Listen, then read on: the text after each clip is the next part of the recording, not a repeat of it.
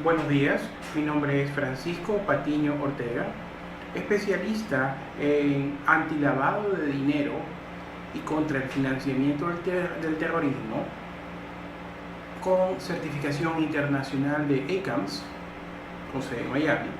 En este momento vamos a hacer una breve reseña de la legislación ecuatoriana contra el lavado de activos, término usado en el Ecuador, y contra el financiamiento del terrorismo.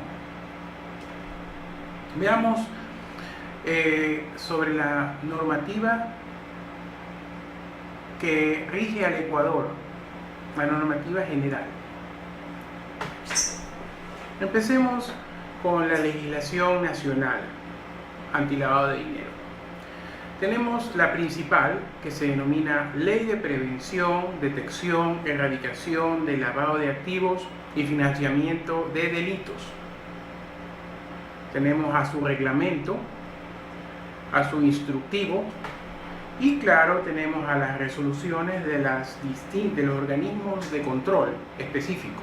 Por ejemplo, en este caso, tenemos a la UAF, Unidad de Análisis Financiero, ente macro en el tema de prevención del lavado de dinero en el Ecuador. Tenemos a la Superintendencia de Bancos y Seguros y tenemos a la Superintendencia a la Super de Compañías. Vamos entrando poco a poco en materia. Hablemos de la ley general. Me gusta hablar de la ley general y no repetirles todos los términos porque es muy largo y tedioso el nombre de esa ley. Para empezar, si no somos funcionarios públicos, lo que más nos debe interesar de la Ley General de Prevención de Lavado de Activos en el Ecuador es el título primero. El título segundo y tercero tratan el manejo interno de los organismos de control y el título cuarto se menciona las sanciones en detalle. La legislación antilavado de dinero en el Ecuador tiene importantes contradicciones que crean confusión e incertidumbre. Veamos un resumen de lo más relevante y destacado de estas leyes. Artículo primero. Se sanciona la tentativa de lavado, literal B. Se declara que los activos de origen ilícito serán decomisados, literal C. Se materializa la extraterritorialidad de la ley siempre y cuando el acto haya sido cometido en el Ecuador, literal D. La diferencia con la ley norteamericana es que esta dice que cuando el acto delictivo haya sido cometido en todo o en parte en su territorio, será de carácter extraterritorial. Sin embargo, el Ecuador no ha ejercido todavía este derecho que su ley le atribuye. También tiene el deber todos los ciudadanos tienen el deber de informarse con este artículo. Veamos el artículo tercero. Aquí estamos hablando de las cosas más relevantes, ¿no? Las cosas más interesantes, cuestionables, sorprendentes. Es como un estudio de la legislación ecuatoriana. Artículo tercero, sigamos. La política conozca a su cliente también se debe aplicar a los relacionados ocasionales. No habla, solo habla de los relacionados ocasionales, pero no habla del cliente, de mi cliente, que ese es uno de los más grandes ejemplos de que la ley es básica y que debemos ir un poco más allá en cuanto a los controles para minimizar los riesgos. La ley no dice que conozcamos al cliente de nuestro cliente, solo habla de los relacionados ocasionales. Se habla de guardar la información del cliente en medios físicos o magnéticos. Hay que tomar en cuenta esta O intermedia. Muchas veces los auditores les piden a las compañías que supervisan que tengan la información en las dos cosas, en medios físicos y en medios magnéticos, cuando aquí es una alternativa, es uno o es otro, no los dos al mismo tiempo necesariamente, ya eso es prerrogativa de cada compañía.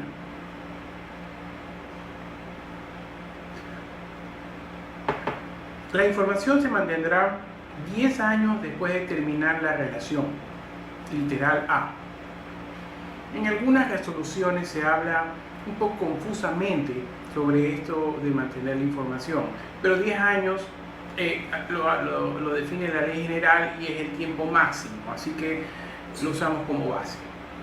Sobre todo en esto está un poco confusa las resoluciones de la Superintendencia de Compañías, entonces hay que manejarse con la ley general. Se prohíbe relaciones o transacciones anónimas. Hasta ahí todo bien. Sin embargo, a continuación dice, salvo las autorizadas por la ley. Literal B. Señores, esta es una de las primeras razones por las cuales nosotros estamos en la lista negra del Gafi. Nuestra legislación dice que las transacciones anónimas pueden ser autorizadas por la ley. Aquí lo está expresando claramente, salvo las autorizadas por la ley. O sea, significa que la ley las puede autorizar. Veamos el siguiente. Seguimos con el artículo 3 de la ley general. Es obligatorio registrar las operaciones en toda la cadena de las transacciones. Literal C. Esto está bien claro. Cuando se trata de los reportes de operaciones sospechosas, ROS o SAR en Estados Unidos, la responsabilidad es personal e institucional, literal D. Aquí el oficial de cumplimiento es responsable y también la persona jurídica, la compañía, y por consiguiente su representante legal de cualquier incumplimiento. Toda transacción con paraísos fiscales es reportable de oficio. Ojo, los oficiales de cumplimiento, las compañías, tienen que hacer reportes mensuales de oficio. Esto significa que todos los meses se tiene que reportar las transacciones iguales o superiores a los $10.000 en una o varias transacciones. Hasta ahí, los oficiales de cumplimiento generalmente creen que tienen que hacer sus reportes de oficio, ya que las transacciones inusuales e injustificadas solo obligatoriamente se reportan cuando sucede. Pero muchos no se han dado cuenta que si tienen clientes relacionados de cualquier tipo, alguna transacción con paraísos fiscales o que tengan algún tipo de relación indirecta con paraísos fiscales, son reportables de oficio a las autoridades. Y si la relación permanece en el tiempo, según la ley, deben todos los meses reportar esa relación que continúa. Artículo 4. Toda información adicional que solicite la UAF, o sea, la Unidad de Análisis Financiero, principal organismo de control antilavado en el Ecuador, debe ser motivada. Debe ser entregada en 5 días, que puede prorrogarse justificadamente 15 días más. Seguimos en el artículo 4, pero esta vez les voy a presentar una perla.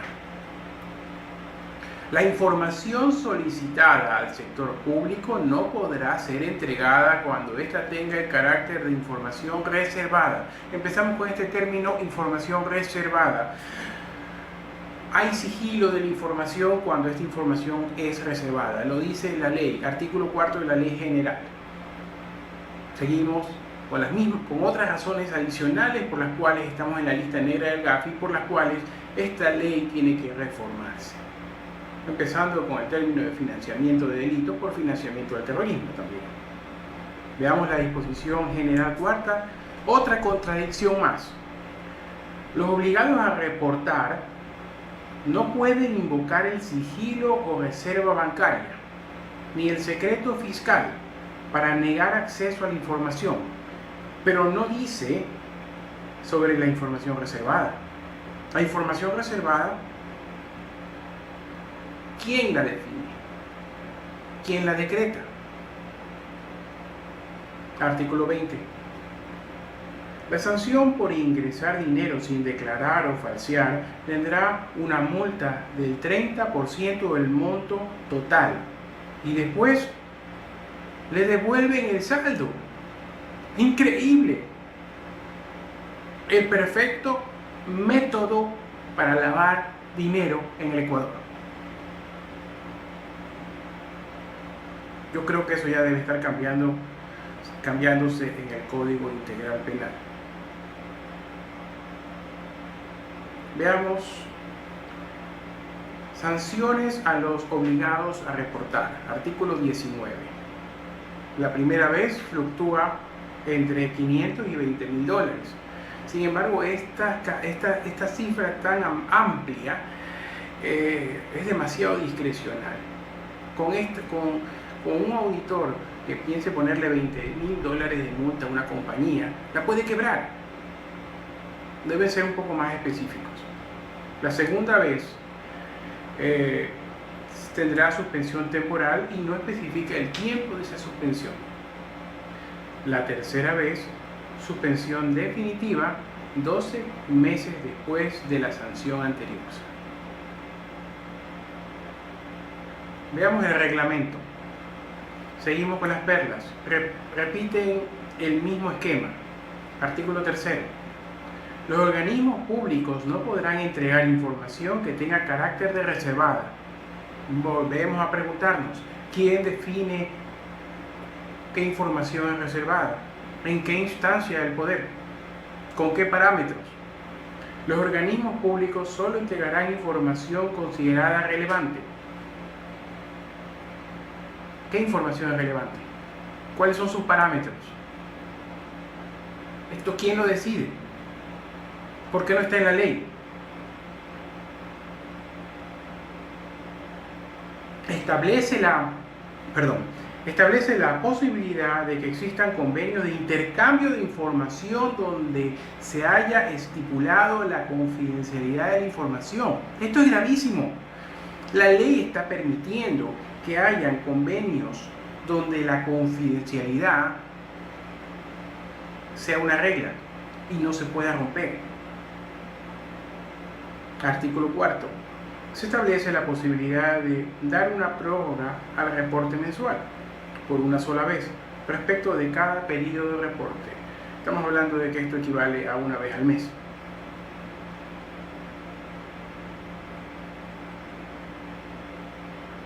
Veamos los instructivos. Tenemos tres instructivos principales. Uno es para todos los sujetos obligados. Me parece que es básico y complementario a la ley, reglamento e instructivo. También tenemos para definir quiénes son las personas expuestas políticamente. Muy importante según mi criterio. Aquí no se debe esperar a que la UAF nos dé la lista como en alguna resolución lo dijeron, sino que debemos armar nuestras propias listas en cada una de las compañías, según lo define la resolución 34 de la UAF para definir quiénes son los PEPs. Y tenemos al instructivo para el sector financiero, que realmente es bastante complementario, ¿no? Porque el sector financiero tiene resoluciones bastante amplias. Tenemos al instructivo para definir a los PEPs. Otra vez los quiero ver un poco en detalle. Tenemos el artículo 1. Se considera PEP a quien haya desempeñado el cargo 2 años atrás o después de haberlo dejado. Quien tuviera cargo prominente internacionalmente. Otra vez volvemos a las ambigüedades. Hay que definir qué es cargo prominente, cuáles son sus parámetros. Artículo 3, numeral 3.5. En caso de detectar un PEP, no se tiene que terminar necesariamente la relación con ese cliente o con ese relacionado, sino aplicar una debida diligencia reforzada. Además, se debe informar a la UAF. Ojo, aquí muchas veces la UAF nos dice a los oficiales de cumplimiento que hasta no verificar la situación inusual e injustificada, hasta no verificar casi el delito, no debemos informarle. Sin embargo, el artículo 2 del instructivo de la resolución 34 de la UAF nos dice que toda la persona que sea considerada PEP debe ser reportada a la UAF. Veamos seguimos con el instructivo para definir los PEPs. Artículo 4. Las personas relacionadas con los PEPs son las personas que tienen el cuarto grado de consanguinidad. La relación con el PEP tiene que ser en el cuarto grado de consanguinidad, hasta el cuarto grado de consanguinidad, hasta el segundo grado de afinidad, unión libre reconocida legalmente, no solo matrimonio, y claro, otra vez una perla más. Todos los asociados o relacionados en cualquier calidad, o invirtiendo los términos, cualquier calidad de asociados y relacionados. Este término tan amplio de cualquier tipo de asociados y relacionados en cualquier calidad rompe lo anterior, ¿no? Entonces quiere decir que no son hasta el cuarto grado de consanguinidad ni hasta el segundo grado de afinidad, sino que son todos los relacionados. Puede ser un familiar hasta el 17º grado de consanguinidad, o sea, o es uno o es otro. Ese es mi criterio. Los reportantes, aclaremos este término, reportantes yo uso para definir a las personas, a las empresas u organizaciones, personas jurídicas que están obligadas a reportar, según la ley. Pero para simplificarlo me gusta usar términos cortos, reportante. Los reportantes deben identificar entre todos sus relacionados a los que sean personas expuestas políticamente antes del 1 de enero del 2013. Segunda disposición transitoria. Ya nos pasamos del tiempo para algunos. Veamos, resoluciones de los organismos de control. Actualmente, solo la UAF, la Super de Bancos y la Super de Compañías emiten resoluciones antilavado de dinero. El MIES debe hacerlo con respecto a las fundaciones y ONGs, pero aún no lo realiza. La UAF ha emitido resoluciones tan pequeñas que los siguientes sectores deben remitirse a la ley, reglamento e instructivos generales. Omitamos un poco al sector courier, administradores de fondos y fideicomisos, que su realidad cambió, ¿no? Después de que las super de compañías emitieran sus resoluciones respectivas. Pero tenemos a los sectores donde las resoluciones de la UAF son insuficientes y realmente están muy mal en cuanto a saber qué mismo hacer. Tenemos al sector de la construcción, sector cooperador, sector notarial, sector de fundaciones y ONGs, sector teleregistrador de la propiedad y mercantil, sector automotriz. Veamos las resoluciones de la Superintendencia de Bancos. Bueno, en este aspecto no hay muchas complicaciones. La Superintendencia de Bancos se ha convertido en el organismo público más capacitado en el Ecuador en temas de auditoría, en prevención de lavado de dinero. Por cierto, una resolución de la Superintendencia de Bancos fue la primera en modificar el término financiamiento de delitos por financiamiento del terrorismo, que más adelante seguramente debe ser cambiada en la ley general. Veamos las resoluciones de la Superintendencia de Compañías. Tenemos que ellos emitieron 2 resoluciones a partir de una resolución de la UAF. La resolución de la UAF incluía al sector de courier y encomiendas, junto con las bolsas, casas de valores, administradoras de fondos y fideicomisos. Ambas tenían que reportar hasta desde los $3.000 en sus transacciones. En estas 2 resoluciones, al sector courier le mantuvieron ese umbral de reporte en $3.000, mientras que en la segunda resolución 8 del 2011, a las bolsas y casas de valores, administradoras de fondos y fideicomisos le subieron el umbral a $10.000.